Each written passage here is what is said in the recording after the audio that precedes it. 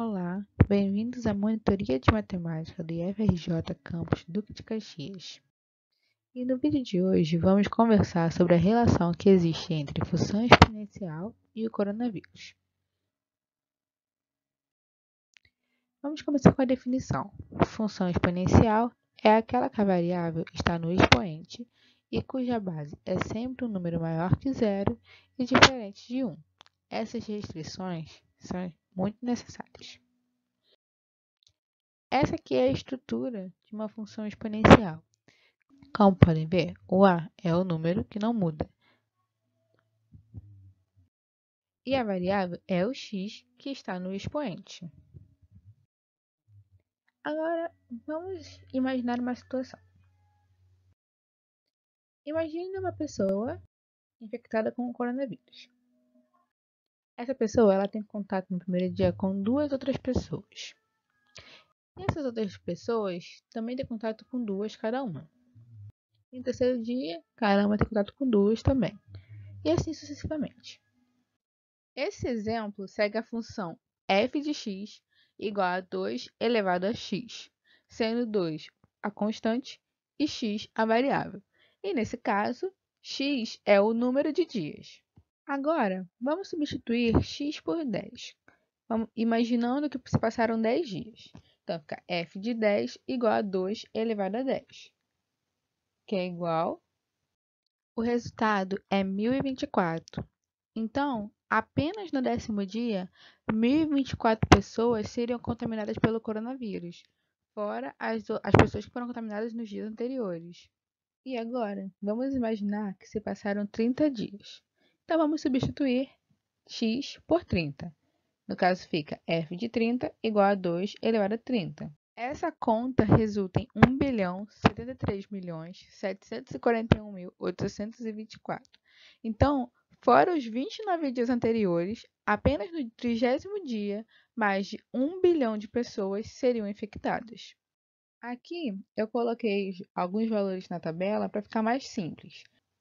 Aqui os valores de x, aqui a substituição da conta e aqui os valores resultantes, que são f de x. E esse aqui é o gráfico da função exponencial para esse caso. É um gráfico mais simples, mas ele mostra a característica do gráfico de função exponencial, porque ele começa bem próximo à linha do eixo de x. Os gráficos de função exponencial, eles nunca chegam a dar zero, mas ficam bem próximos, e depois eles se afastam de forma bastante expressiva.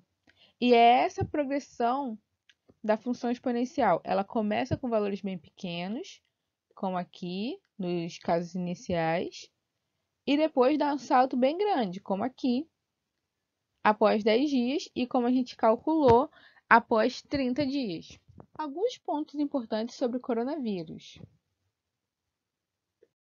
O período de incubação do coronavírus é de 2 a 14 dias, ou seja, demora esse tempo para os sintomas se manifestarem. Mesmo não manifestando sintomas, a pessoa infectada durante esse período é um agente transmissor. Ou seja, mesmo que a pessoa não manifeste sintomas, ela ainda pode causar a mesma proliferação como a gente observou no exemplo anterior. O coronavírus é capaz de sobreviver no ar por mais de 3 horas e em superfícies como plástico e metais por até 3 dias. Devido a essa resistência que o vírus tem, é que é necessário ter tanto cuidado para não dar continuidade à disseminação. Esse gráfico e os dois próximos, eles estão num artigo Covid-19 em dados, Brasil em perspectiva comparada, e eu vou deixar o link na descrição. Olhando aqui, esse aqui é um gráfico que faz uma comparação entre o Brasil, Estados Unidos e a Itália. Até esse gráfico aqui ele é do dia 9 de abril de 2020. Aqui a Itália era o país que tinha mais casos até então. Os Estados Unidos vinha logo depois. Vou botar de verde. Os Estados Unidos vinha logo depois. E o Brasil, ele vinha bem curtinho. Todos eles começaram com valores pequenos. Começaram mas todos eles tiveram um crescimento exponencial. A Itália, os Estados Unidos e o Brasil começa a ter essa elevação.